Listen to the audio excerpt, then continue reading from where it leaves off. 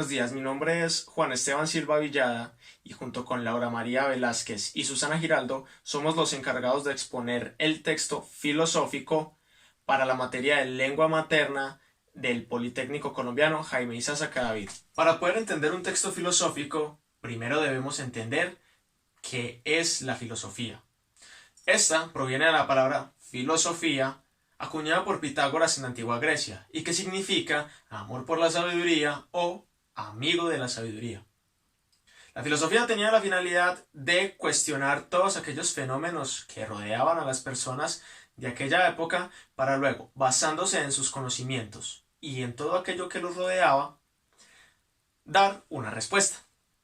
Uno de los cuestionamientos más importantes fue, por ejemplo, ¿de dónde venimos? Algunos filósofos decían que veníamos del fuego, otros decían que veníamos de la tierra y otros decían que veníamos del agua. Cada uno de estos pensamientos fue transmitido a generaciones posteriores, lo que causó que cada una de estas corrientes fuera defendida de forma contundente por cada persona que la practicase o que la pensase. Esto dio pie a que durante muchos años la gente se cuestionara cosas, en general, cosas de la vida, cosas incluso triviales. Lo que esto logró fue que en el tiempo se crearan diversas ideologías, diversos pensamientos que fueron plasmados luego en escritos. Hay diferentes tipos de escritos, ensayos, textos cortos, pero todos estos engloban lo que es el texto filosófico. Y esto viene desde antes, desde la filosofía antigua, que es donde se ubican los filósofos que conocemos, como por ejemplo Platón, hasta la filosofía contemporánea. Ahora, dicho esto, podemos definir qué es un texto filosófico.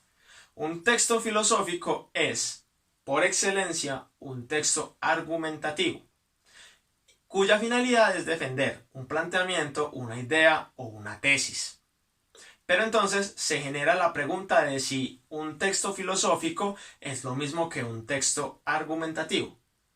Y la respuesta es no, puesto que un texto filosófico hace alusión exclusivamente a textos de disciplina filosófica, mientras que un texto argumentativo puede englobar muchos otros tipos de texto, como por ejemplo el texto narrativo. Ahora bien, el texto filosófico lo que pretende es convencer al oyente o al lector de que la idea que se está dando es la correcta o es la más acertada para un cuestionamiento en sí. Existen varias formas de texto filosófico, los cuales explicaré más adelante. Por ahora, demos paso a mi compañera Susana para continuar con la exposición. Estructura coherente de las ideas, que es como organizar las ideas de un texto. El lenguaje persuasivo es la capacidad de convencer al otro utilizando palabras o expresiones de manera estratégica. Están las citas filosóficas. Las citas filosóficas son como pensamientos que nos hacen reflexionar o nos permiten profundizar en el interior de nuestra vida íntima. La argumentación viene a ser una exposición de una información cuya finalidad es demostrar mediante los razonamientos lógicos la validez de un punto de vista. Temáticas de la filosofía. La antropología filosófica es la que se encarga del estudio filosófico del hombre, específicamente en su origen o su naturaleza. Es la rama de la filosofía que estudia la validez del conocimiento. La filosofía de la ciencia investiga el conocimiento científico y la práctica científica. La ética estudia los conocimientos humanos, qué es lo correcto, lo incorrecto, lo bueno, lo malo. La estética, por último la estética que estudia el origen del sentimiento puro y su manifestación. Algunos filósofos, aquí comenzaremos diciendo 3 obras de cada filósofo. Uno de ellos es Friendship, sería la voluntad del poder, el origen de la tragedia y la Gaia Ciencia. El siguiente sería Immanuel. Él tiene la crítica de la razón pura, la crítica de la razón práctica y la crítica del juicio. Sigue René. Él tiene el discurso del método, las reflexiones metafísicas y los principios de la filosofía. Seguimos con Sigmund. Él tiene estudios sobre la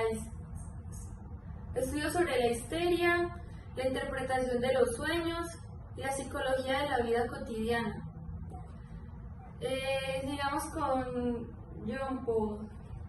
Tiene las náuseas, a puerta cerrada y las moscas.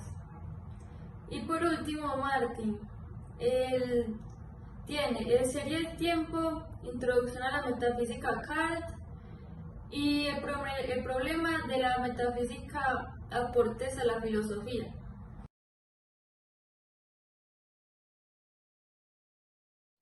El mito de la caverna trató sobre un grupo de hombres que se encontraba encarcelada desde niños en una caverna.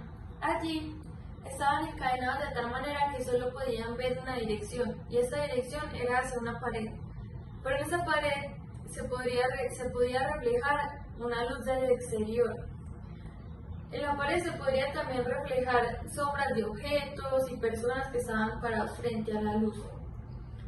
Los hombres encadenados se confundían con cosas reales. Ellos creían que las sombras son las verdaderas figuras y no su reflejo.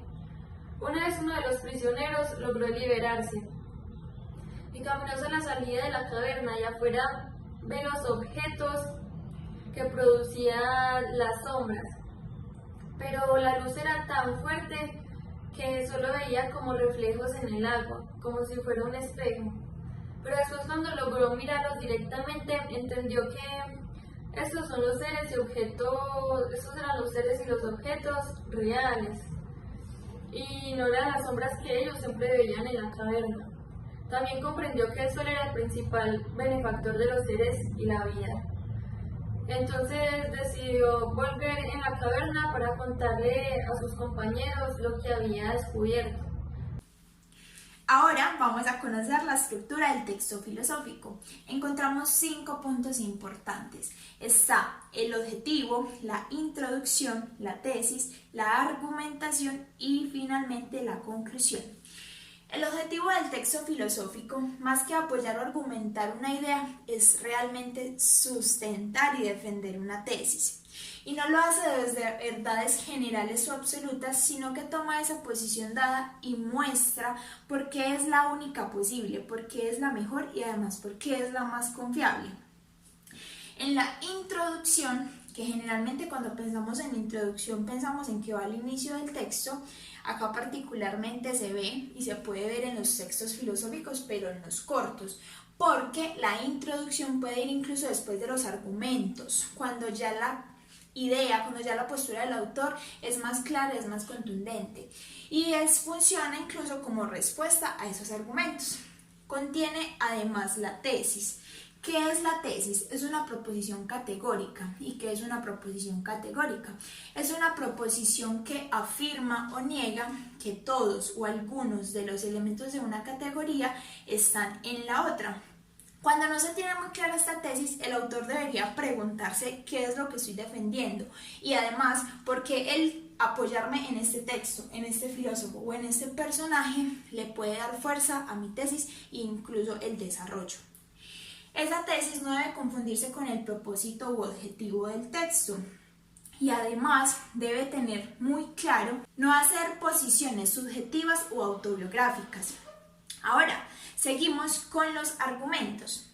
Con 2 o 4 argumentos es suficiente para que se pueda exponer por qué esa postura es la mejor. Además, debe haber una conexión y cohesión entre las premisas y la conclusión y mostrar cómo esas premisas y por qué esas premisas llevan a esa conclusión. Por último, tenemos la conclusión. En la conclusión ya hacemos un modo recuento. de todo lo que se ha venido trabajando. Esta puede ir incluso después de los contraargumentos u objeciones, porque en los textos filosóficos generalmente encontramos respuesta para ellos o críticas o cosas como estas, y el autor debe estar preparado para esto. Ahora, hay dos formas como puede cerrar el autor del texto filosófico. La primera es mediante un juego de palabras, decir la tesis, pero cambiando esas palabras. Esto lo hace de una manera muy interesante y puede concluir y puede gustarle mucho al lector. Y la otra es mostrando cómo las consecuencias de la verdad de mi tesis pueden traer muchos frutos o por qué siguen siendo las mejores, siempre muy puestos en una postura. Estos son los pasos de la estructura. Ahora, a modo de regalo, tenemos dos aspectos generales. Está la claridad. ¿Por qué la claridad? Tanto el autor como el lector se enfrentan a un texto complejo.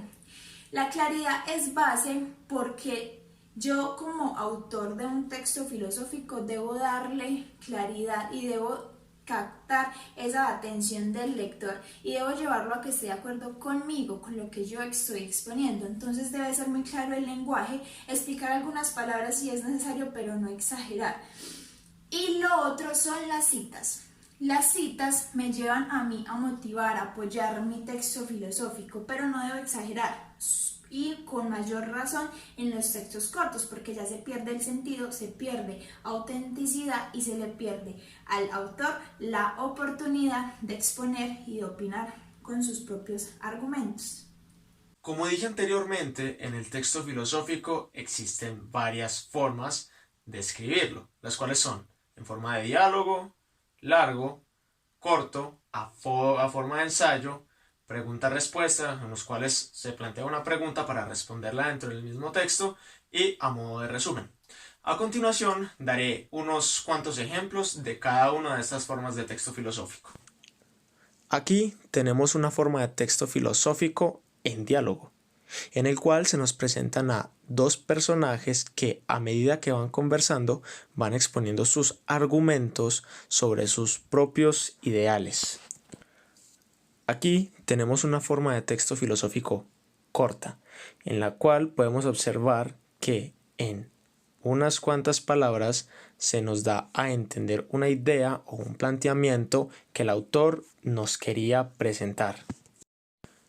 Aquí tenemos un ejemplo de una forma de texto filosófico de ensayo, en la cual podemos observar que se nombran autores, fechas y referencias de las cuales se está extrayendo la información.